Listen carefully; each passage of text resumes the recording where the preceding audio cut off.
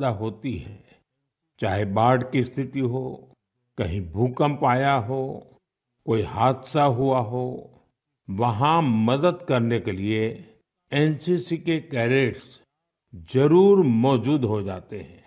आज देश में एनसीसी को मजबूत करने के लिए लगातार काम हो रहा है। 2014 में करीब 14 लाख युवा एनसीसी से जुड़े थे।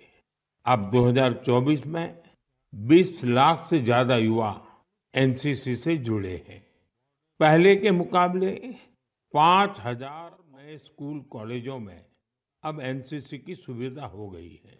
और सबसे बड़ी बात, पहले एनसीसी में गर्ल्स कैडेट्स की संख्या करीब 25% के आसपास ही होती थी। अब एनसीसी में गर्ल्स कैडेट्स की संख्या करीब करीब 40% हो गई है। बॉर्डर किनारे रहने वाले युवाओं को ज्यादा से ज्यादा एनसीसी से जोड़ने का अभियान भी लगातार जारी है।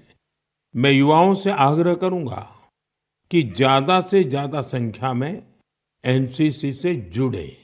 आप देखिएगा, आप किसी भी कैरियर में जाए, एनसीसी से आपके व्यक्तित्व निर्माण में बड़ी मदद मिलेगी। साथियों, विकसित भारत के निर्माण में युवाओं का रोल बहुत बड़ा है। युवा मन जब एकजुट होकर देश की आगे की यात्रा के लिए मंथन करते हैं, चिंतन करते हैं, तो निश्चित रूप से इसके ठोस रास्ते निकलते हैं। आप जानते हैं, 12 जनवरी को स्वामी विवेकानंद जी की जयंती पर देश युवा दिवस मनाता है। अगले साल स्वामी विवेकानंद जी की 162वीं जयंती है। इस बार इसे बहुत खास तरीके से मनाया जाएगा। इस अवसर पर 11-12 जनवरी को दिल्ली के भारत मंडपम में युवा विचारों का महाकुंभ होने जा रहा है। और इस पहल का नाम है विकसित भारत यंग लीडर्स डायलॉग।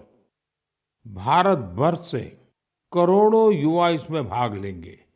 गांव, ब्लॉक, जिले, राज्य और वहां से निकलकर के चुने हुए ऐसे 2000 युवा भारत मंडपम में विकसित भारत यंग लीडर्स डायलॉग के लिए जुटेंगे।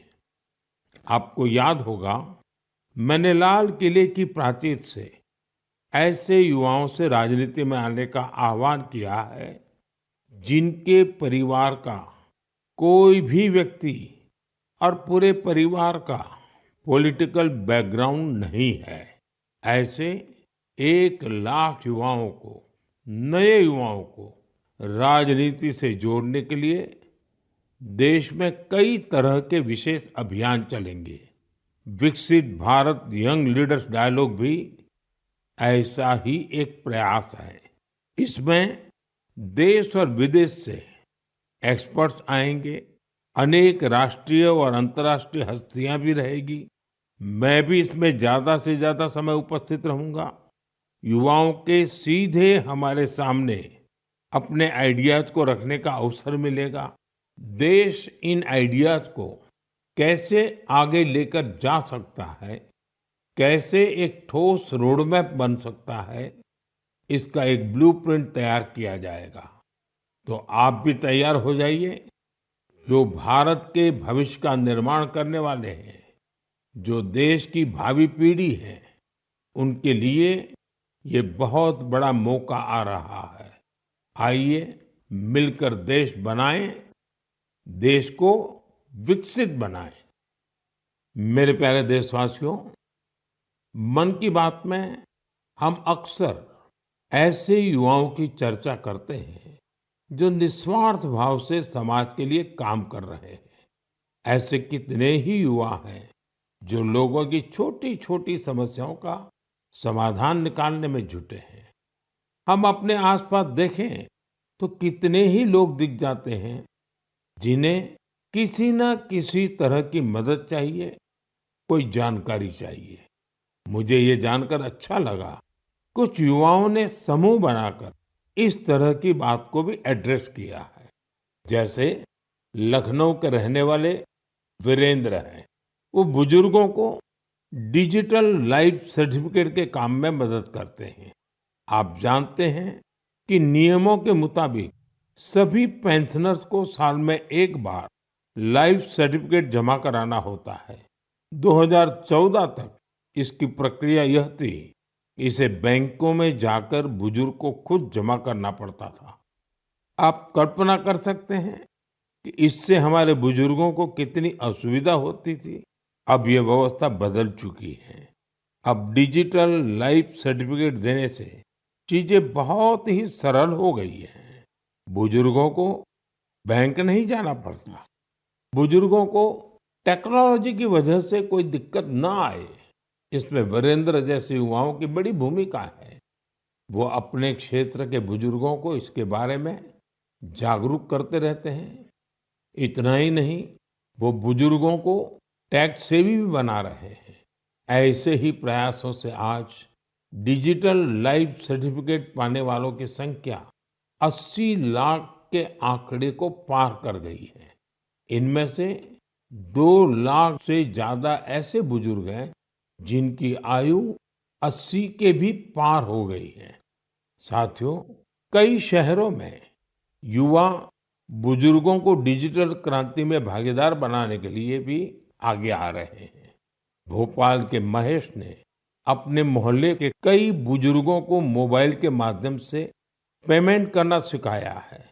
इन बुजुर्गों के पास स्मार्टफोन तो था, लेकिन उसका सही उपयोग बताने वाला कोई नहीं था।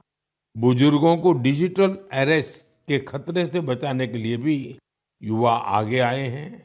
अहमदाबाद के राजीव लोगों को डिजिटल अरेस्ट के खतरे से आगाह करते हैं। मैंने मन की बात के पिछले एपिसोड में डिजिटल अरेस्ट की चर्चा की थी। इस तरह के अपराध के सबसे ज्यादा शिकार बुजुर्ग ही बनते हैं। ऐसे में हमारा दायित्व है कि हम उन्हें जागरूक बनाएं और साइबर फ्रॉड से बचने में मदद करें। हमें बार बार लोगों को समझाना होगा कि डिजिटल अरेस्ट नाम का सरकार में कोई भी प्रावधान नहीं है। ये सरासर झूठ, लोगों को फंसाने का एक षड्यंत्र है। मुझे खुशी है कि हमारे युवा साथी इस काम में पूरी संवेदनशीलता से हिस्सा ले रहे हैं और दूसरों को भी प्रेरित कर रहे हैं। मेरे प्यारे देशवासियों, आजकल बच्चों की पढ़ाई को लेकर कई तरह के प्रयोग हो रहे हैं। कोशिश यही है कि हमारे बच्चों में क्रिएटिविटी और बढ़े, किताबों के लिए उनमें प्रेम और बढ़े। कहते भी हैं, किताबें इंसान की सबसे अच्छी दोस्त होती हैं। और अब इस दोस्ती को मजबूत करने के लिए लाइब्रेरी से ज्यादा अच्छी जगह और क्या होगी। मैं चेन्नई का एक उदाहरण आपसे शेयर करना चाहता हूँ। यहाँ बच्चों के लिए एक ऐसी लाइब्रेरी तैयार की गई है जो क्रिएटिविटी और लर्निंग का हब बन चुकी है। इसे प्रकृत अरिवगम के नाम से जाना जाता है। इस लाइब्रेरी का आइडिया टेक्नोलॉजी की दुनिया से जुड़े श्रीराम गोपालन जी की देन है। विदेश में अपने काम के दौरान वे लेटेस्ट टेक्नोलॉजी की दुनिया से जुड़े रहे, लेकिन वो बच्चों में पढ़ने और सीखने की आदत विकसित करने के बारे में भी सोचते रहे। भारत लौटकर उन्होंने प्रकृत अरिवगम को तैयार किया।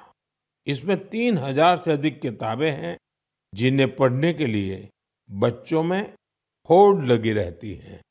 किताबों के अलावा इस लाइब्रेरी में होने वाली कई तरह की एक्टिविटीज भी बच्चों को लुभाती है।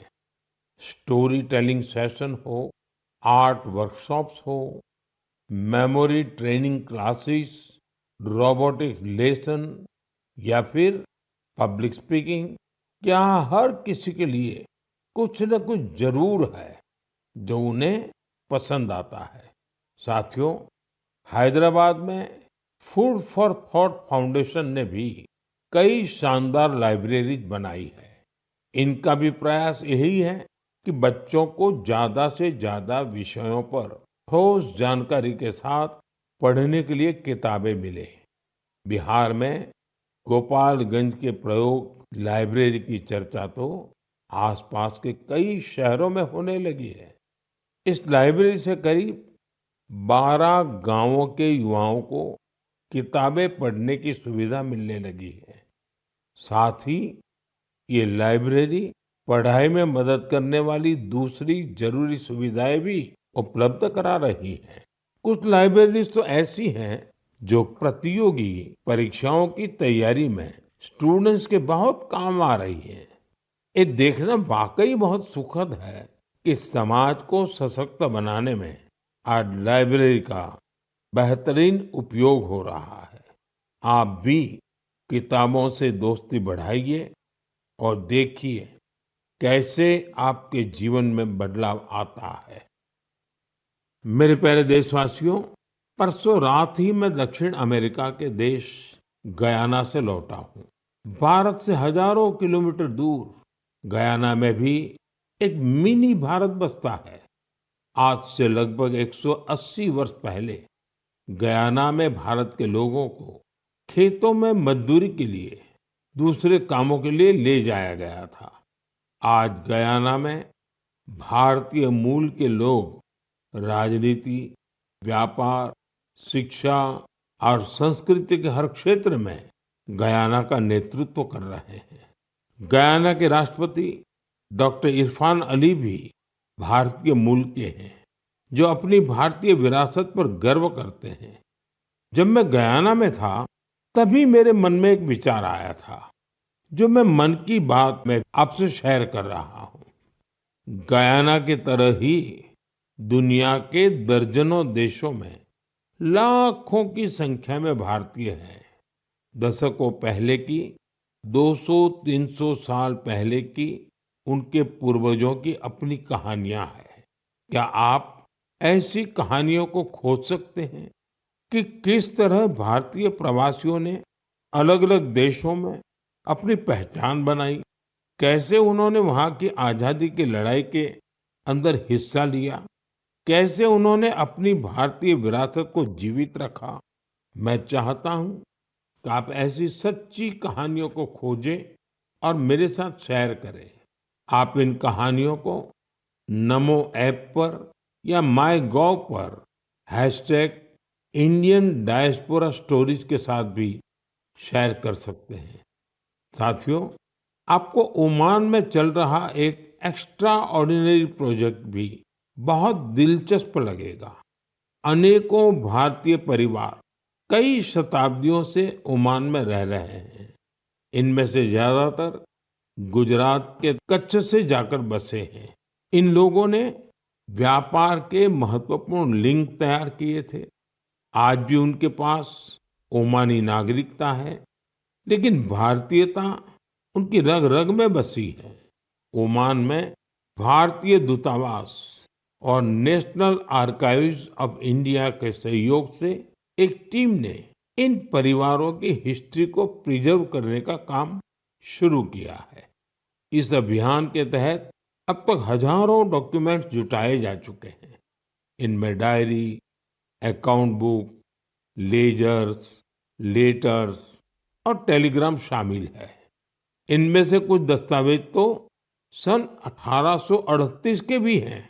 ये दस्तावेज भावनाओं से भरे हुए हैं। बरसों पहले जब वो ओमान पहुंचे, तो उन्होंने किस प्रकार का जीवन जिया, किस तरह के सुख दुख का सामना किया और ओमान के लोगों के साथ उनके संबंध कैसे आगे बढ़े, ये सब कुछ इन दस्तावेजों का हिस्सा है। ओरल हिस्ट्री प्रोजेक्ट ये भी इस मिशन का एक महत्वपूर्ण आधार है। इस मिशन में वहां के वरिष्ठ लोगों ने अपने अनुभव साझा किए हैं। लोगों ने वहां अपने रहन सहन से जुड़ी बातों को विस्तार से बताया है। साथियों, ऐसा ही एक ओरल हिस्ट्री प्रोजेक्ट भारत में भी हो रहा है। इस प्रोजेक्ट के तहत इतिहास प्रेमी देश के विभाजन के कालखंड में पीड़ितों के अनुभवों का संग्रह कर रहे हैं। अब देश में ऐसे लोगों की संख्या कम ही बची है जिन्होंने विभाजन की विभीषिका को देखा है। ऐसे में यह प्रयास और ज्यादा महत्वपूर्ण हो गया है। साथियों, जो देश, जो स्थान अपने इतिहास को संजो कर रखता है, उसका भविष्य भी सुरक्षित रहता है। इसी सोच के साथ एक प्रयास हुआ है जिसमें गांवों के इतिहास को संजोने वाली एक डायरेक्टरी बनी है। समुद्री यात्रा के भारत के पुरातन सामर्थ्य से जुड़े साक्ष्यों को सहेजने का भी अभियान देश में चल रहा है। इस कड़ी में लोथल में एक बहुत बड़ा म्यूजियम भी बनाया जा रहा है। इसके अलावा आपके संज्ञान में कोई मैन्युस्क्रिप्ट हो, कोई ऐतिहासिक दस्तावेज हो, कोई हस्तलिखित प्रत हो, तो उसे भी आप नेशनल आर्काइव्स ऑफ इंडिया की मदद से सहेज सकते हैं। साथियों, मुझे स्लोवाकिया में हो रहे ऐसे ही एक और प्रयास के बारे में पता चला है जो हमारी संस्कृति को संरक्षित करने और उसे आगे बढ़ाने से जुड़ा है। यहाँ पहली बार स्लोवाक लैंग्वेज में हमारे उपनिषदों का अनुवाद किया गया है। इन प्रयासों से भारतीय संस्कृति के वैश्विक प्रभाव का भी पता चलता है। हम सभी के लिए ये गर्व की बात है कि दुनिया भर में ऐसे करोड़ों लोग हैं जिनके हृदय में भारत बसता है। मेरे प्यारे देशवासियों, अब मैं आपसे देश की एक ऐसी उपलब्धि साझा करना चाहता हूं जिसे सुनकर आपको खुशी भी होगी और गौरव भी होगा। और अगर आपने नहीं किया है तो शायद पछतावा भी होगा।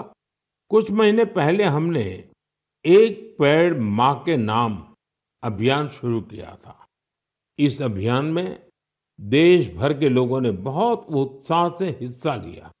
मुझे ये बताते हुए बहुत खुशी हो रही है कि इस अभियान ने 100 करोड़ पेड़ लगाने का अहम पड़ाव पार कर लिया है। 100 करोड़ पेड़, वो भी सिर्फ 5 महीनों में। ये हमारे देशवासियों के अथक प्रयासों से ही संभव हुआ है। इससे जुड़ी एक और बात जानकर आपको गर्व होगा। एक पेड़ माँ के नाम अभियान अब दुनिया के दूसरे देशों में भी फैल रहा है। जब मैं गयाना में था तो वहां भी इस अभियान का साक्षी बना। वहां मेरे साथ गयाना के राष्ट्रपति डॉक्टर इरफान अली, उनकी पत्नी की माताजी और परिवार के बाकी सदस्य एक पेड़ माँ के नाम अभियान में शामिल हुए। साथियों, देश के अलग अलग हिस्सों में ये अभियान लगातार चल रहा है। मध्य प्रदेश के इंदौर में एक पेड़ माँ के नाम अभियान के तहत पेड़ लगाने का रिकॉर्ड बना है। यहाँ 24 घंटे में 12 लाख से ज्यादा पेड़ लगाए गए। इस अभियान की वजह से इंदौर की रेवती हिल्स के बंजर इलाके अब ग्रीन जोन में बदल जाएंगे। राजस्थान के जैसलमेर में इस अभियान के द्वारा एक अनोखा रिकॉर्ड बना। यहाँ महिलाओं की एक टीम ने 1 घंटे में 25,000 पेड़ लगाए। माताओं ने माँ के नाम पेड़ लगाया और दूसरों को भी प्रेरित किया। यहाँ एक ही जगह पर 5,000 से ज्यादा लोगों ने मिलकर पेड़ लगाए। ये भी अपने आप में एक रिकॉर्ड है। एक पेड़ माँ के नाम अभियान के तहत कई सामाजिक संस्थाएं स्थानीय जरूरतों के हिसाब से पेड़ लगा रही है। उनका प्रयास है कि जहां पेड़ लगाए जाएं, वहां पर्यावरण के अनुकूल पूरा इकोसिस्टम डेवलप हो। इसलिए ये संस्थाएं कहीं औषधीय पौधे लगा रही हैं, तो कहीं चिड़ियों का बसेरा बनाने के लिए पेड़ लगा रही है। बिहार में जीविका सेल्फ हेल्प ग्रुप की महिलाओं ने 75 लाख पेड़ लगाने का अभियान चला रही है। इन महिलाओं का फोकस फल वाले पेड़ों पर है, जिससे आने वाले समय में आय भी की जा सके। साथियों, इस अभियान से जुड़कर कोई भी व्यक्ति अपनी माँ के नाम पर पेड़ लगा सकता है। अगर माँ साथ है तो उन्हें साथ लेकर आप पेड़ लगा सकते हैं। नहीं तो उनकी तस्वीर साथ में लेकर आप इस अभियान का हिस्सा बन सकते हैं। पेड़ के साथ आप अपनी सेल्फी भी mygov.in पर पोस्ट कर सकते हैं। माँ हम सब के लिए जो करती हैं, हम उनका ऋण कभी नहीं चुका सकते, लेकिन एक पेड़ माँ के नाम लगाकर हम उनकी उपस्थिति को हमेशा के लिए जीवंत बना सकते हैं। मेरे प्यारे देशवासियों, आप सभी लोगों ने बचपन में गोरैया या स्पैरो को अपने घर की छत पर, पेड़ों पर चहकते हुए जरूर देखा होगा।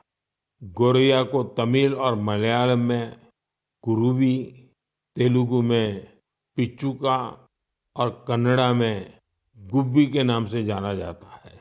हर भाषा, संस्कृति में गोरैया को लेकर किस्से कहानी सुनाए जाते हैं। हमारे आसपास बायोडायवर्सिटी को बनाए रखने में गोरैया का एक बहुत महत्वपूर्ण योगदान होता है। लेकिन आज शहरों में बड़ी मुश्किल से गोरैया दिखती है। बढ़ते शहरीकरण की वजह से गोरैया हमसे दूर चली गई है। आज की पीढ़ी के ऐसे बहुत से बच्चे हैं जिन्होंने गोरैया को सिर्फ तस्वीरों या वीडियो में देखा है। ऐसे बच्चों के जीवन में इस प्यारी पक्षी की वापसी के लिए कुछ अनोखे प्रयास हो रहे हैं। चेन्नई के कुडुगल ट्रस्ट ने गोरैया की आबादी बढ़ाने के लिए स्कूल के बच्चों को अपने अभियान में शामिल किया है। संस्थान के लोग स्कूलों में जाकर बच्चों को बताते हैं कि गोरैया रोजमर्रा के जीवन में कितनी महत्वपूर्ण है। ये संस्थान बच्चों को गोरैया का घोंसला बनाने की ट्रेनिंग देते हैं। इसके लिए संस्थान के लोगों ने बच्चों को लकड़ी का एक छोटा सा घर बनाना सिखाया। इसमें गोरैया को रहने खाने का इंतजाम किया। ये ऐसे घर होते हैं जिन्हें किसी भी इमारत की बाहरी दीवार पर या पेड़ पर लगाया जा सकता है। बच्चों ने इस अभियान में उत्साह के साथ हिस्सा लिया और गोरैया के लिए बड़ी संख्या में घोंसला बनाना शुरू कर दिया। पिछले 4 वर्षों में संस्था ने गोरैया के लिए ऐसे 10,000 घोंसले तैयार किए हैं। कुडुगल ट्रस्ट की इस पहल से आसपास के इलाकों में गोरैया की आबादी बढ़नी शुरू हो गई है। आप भी अपने आसपास ऐसे प्रयास करेंगे तो निश्चित तौर पर गोरैया फिर से हमारे जीवन का हिस्सा बन जाएगी। साथियों, कर्नाटका के मैसूरू की एक संस्था ने बच्चों के लिए अर्ली बर्ड नाम का अभियान शुरू किया है। ये संस्था बच्चों को पक्षियों के बारे में बताने के लिए खास तरह की लाइब्रेरी चलाती है। इतना ही नहीं, बच्चों में प्रकृति के प्रति जिम्मेदारी का भाव पैदा करने के लिए नेचर एजुकेशन किट तैयार किया है। इस किट में बच्चों के लिए story book, games, activity sheets और जिगसॉ पजल्स हैं।